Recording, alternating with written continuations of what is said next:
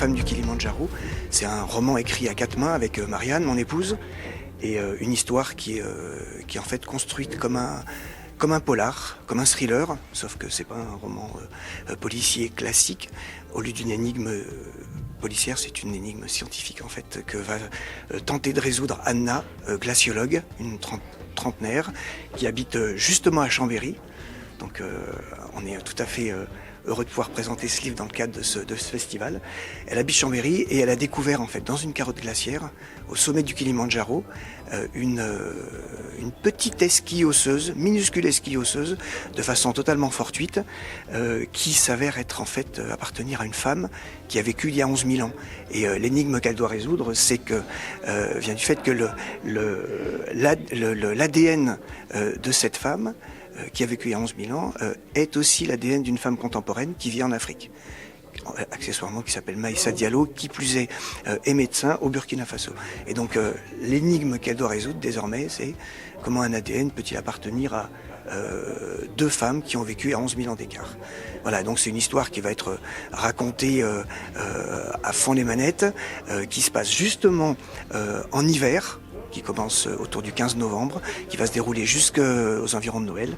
Et voilà, une énigme que vont résoudre Anna et aussi un autre héros, Simon, qui lui vit au Vietnam, qui a toute une histoire, tout un passé, tandis que, et ça c'est tout à fait d'actualité, la température monte, c'est plus que d'actualité, et tout le monde sait que quand la température monte, les glaciers fondent, et également quand les glaciers fondent, y a des choses qui sortent, parfois des menaces, mais pas que, parfois des réponses notamment potentiellement à l'énigme que Anna doit résoudre.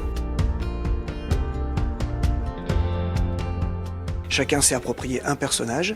Pour ma part, Simon, qui est pédiatre, comme moi dans la vie, donc inspiré de mon univers professionnel. Et Anna, glaciologue, que Marianne a décrit. Chacun a décrit un des deux personnages dans son univers, ses amis, son environnement, ses réflexions.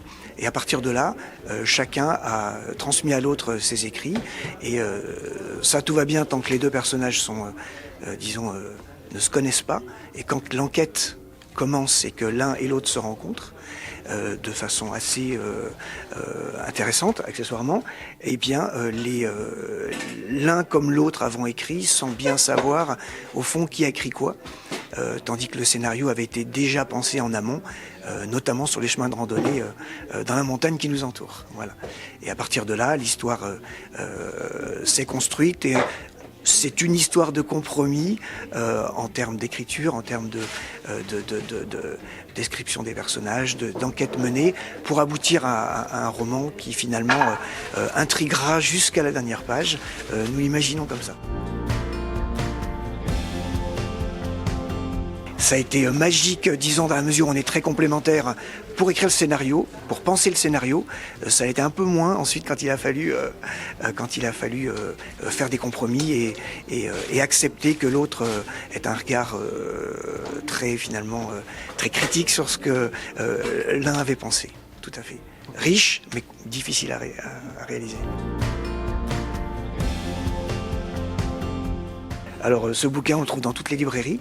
Il est édité, il est publié par Catherine Destivelle, qui est une alpiniste chère aux Français, me semble-t-il, qui a monté une maison d'édition à Chamonix il y a une dizaine d'années et qui publie entre autres des récits, mais aussi des romans noirs, des polars, des romans tout court, en plus de beaux livres, en plus de livres pour enfants. Et dans toutes les librairies, en fait, on peut trouver ce bouquin. Et sur le site des éditions du Mont Blanc, évidemment.